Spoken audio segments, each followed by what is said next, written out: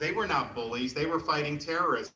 They were standing up for our country. The boys on the beaches of Normandy, they were not bullies. The Marines that hoisted the flag of Iwo Jima, they were not bullies. They were American heroes. They were helping save the world.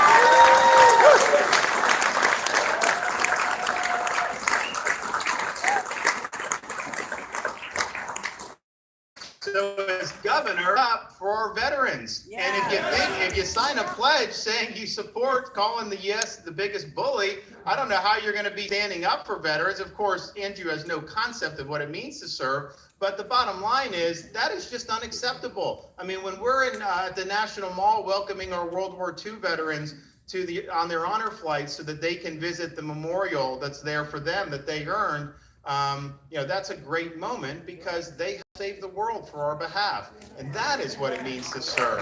That is what makes our country great. But think about signing this thing saying you want to defund the military. I mean, you look around our state, we have a pretty heavy military footprint.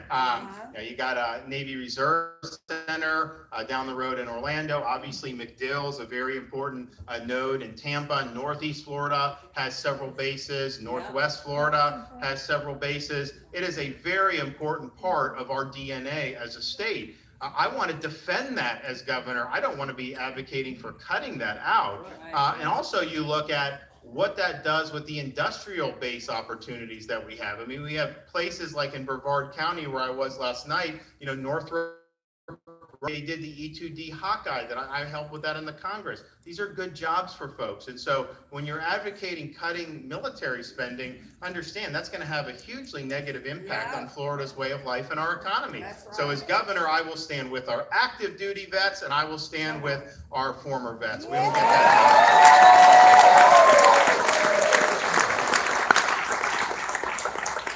And also, if you look at those freedom papers, and read the section on the economy, they talk about replacing free enterprise with principles that are so socialistic and radical that they would make Nicolas Maduro blush.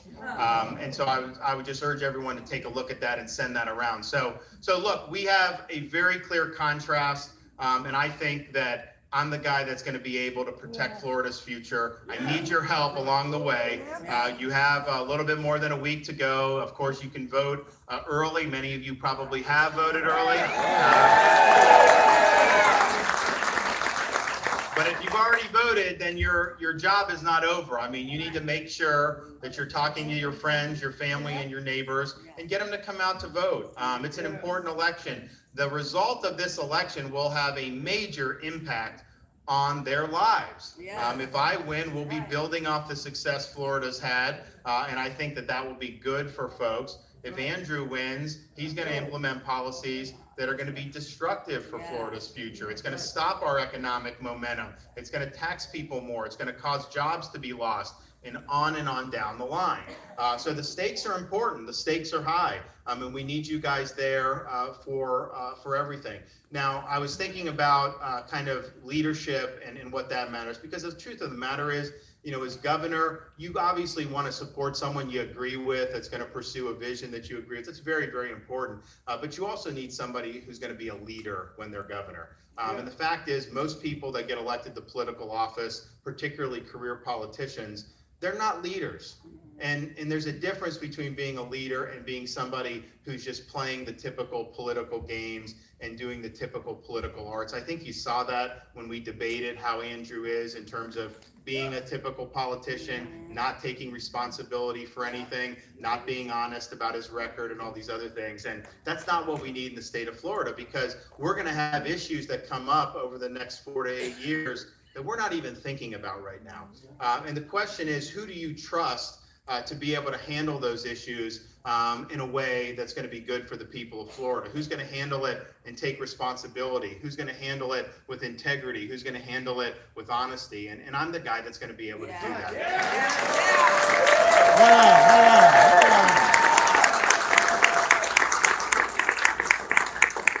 So just as when the Navy, when I took the oath when I took the oath in the Congress, and then I take the oath in the governor, we'll be taking that oath to support and defend the Constitution. We'll stand for those key principles that make our country unique. And in doing so, I really believe that we will make Florida better than ever, and I think we will make Florida's future bright as can be. So I leave you with this. Do whatever you can over the next week and one day. Take all the action you can, whether it's knock on people's doors, call people, email people, what have you, because in doing so, when we're successful on November 6th, you will have done your part to help protect Florida's future for generations to come. And so I promise you this, as governor, I will fight the good fight. I will finish the race. I will keep the faith on behalf of God, country, and the people of Florida. Thank you.